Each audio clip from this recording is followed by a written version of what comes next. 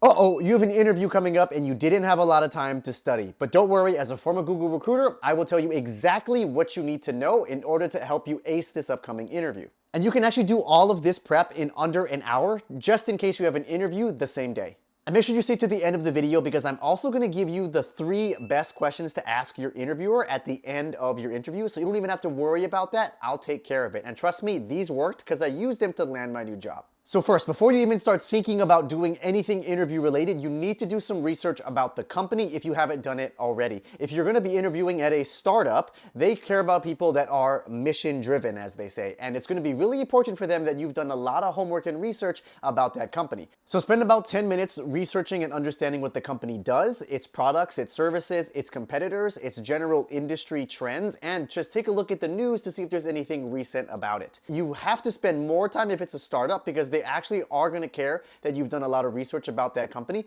and because they're a startup, they probably don't have that many products or services. It should be really easy to figure everything out. But if you're applying for a larger company, like let's say a FANG company or Google, you don't have to do as much time on this prep for research right now because it's a bigger company, so you may not even know what specific team you're going to be working on and what product and when in what division.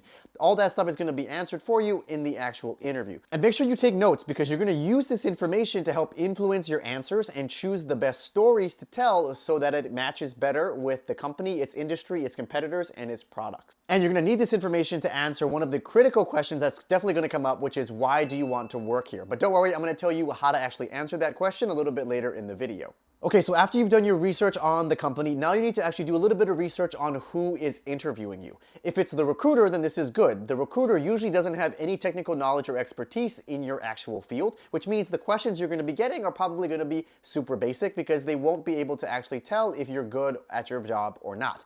They're just going to be looking at a laundry list of requirements that the hiring manager has based on the job description, and they're going to make sure that you say all of the right keywords and that you have all of the relevant experience that they're looking for. On the other hand, if the person interviewing you today is actually the hiring manager or is someone that's going to be on one of the teams that you work with, you should look them up on LinkedIn and figure out what their background is. That's going to give you a lot of information about the types of topics and skills that they are going to be qualified to test you on. And also, if you are interviewing with someone that's not the recruiter, make sure to ask your recruiter what are the specific topics that are going to be covered in that interview. And then you can actually just put that into Google Gemini or ChatGPT and ask it to predict the types of questions that are going to be asked based on that person's background, as well as the topics that were provided. Now, because we don't have a lot of time to prep, you're not going to be able to study and memorize 50 different answers to 50 different questions and 50 different stories. So instead, I'm going to let you in on a little industry secret when it comes to interviews. All interview questions that you can be asked fall under 3 major categories. And these 3 categories or 3 themes are the 3 stories that you need to start working and practicing on in the next hour. So the first one is talking about your greatest accomplishment or something that's super impressive about the work that you've done that's relevant for the job.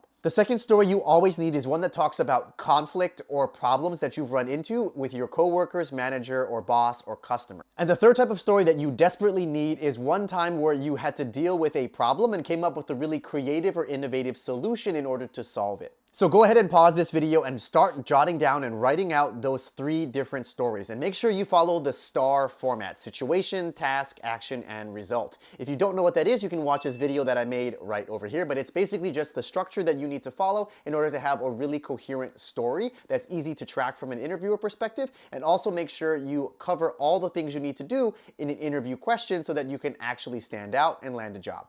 The longest part of your answer should always be the actions, where you explained exactly how you did things, how you solved the problem, and what solution you came up with in order to actually achieve that certain result. Pro tip: the more complicated or difficult you can make the situation or problem sound before you solved it will make you look better as a candidate. Okay, now that you have those 3 different stories written out, go ahead and actually practice saying them out loud and record yourself so you can see how long those stories actually are. For each of those stories, you want them to be around 3.5 minutes to 5 minutes long. If you're too short, then that means you don't have enough details talking about how you actually solved that problem or giving enough context about what made everything so difficult and complex. And then if your answer is too long, then it probably means you're including a lot of irrelevant details that don't actually help you answer the question or stand out as a candidate. Like, I don't need to know that you went to a meeting and took notes. By the way, if this is helpful, make sure you click subscribe. Now, I myself just landed a brand new job and I had to do tons of interviews with different companies, and I can tell you almost every single one of my interviews started off with the exact same set of questions. Those questions were, why do you want to work here? Tell me about yourself and your background. And why do you want to leave your current job?